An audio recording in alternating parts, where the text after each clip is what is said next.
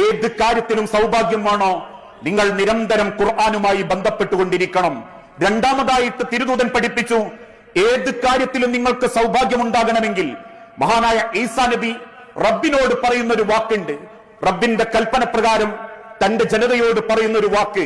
ആ വാക്ക് വിശുദ്ധ ഖുർആനിലൂടെ റബ്ബ് ഓർമ്മപ്പെടുത്തി, വബർറൻ ബിവാലിദതി, എന്റെ മാതാപിതാക്കളോട് നന്മ ചെയ്യാൻ എന്റെ റബ്ബനോട് കൽപ്പിച്ചിരിക്കുന്നു. എന്തിന്?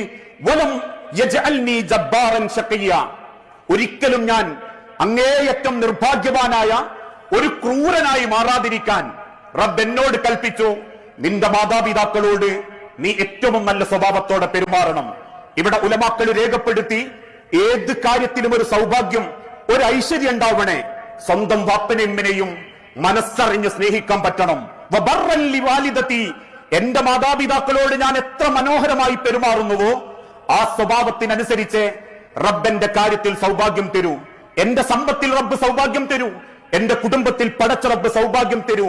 പ്രവാചകന്റെ ജീവിതത്തിൽ നിന്ന് ഹബീബായ തിരുദൂതൻ ആവർത്തിച്ച് ഓർമ്മപ്പെടുത്തി, ലാ തജിദുൽ ബാറ ഇല്ലാ സഈദൻ, നിങ്ങളെ മാതാപിതാക്കളോട് നിങ്ങൾ ഏറ്റവും മാന്യമായി പെരുമാറുന്നുണ്ടെങ്കിൽ ഇല്ലാ സഈദൻ, നിങ്ങൾക്ക് നന്മയല്ലാത്തതൊന്നും റബ്ബ് നിങ്ങൾക്ക് എത്തിച്ചു തരികയില്ല.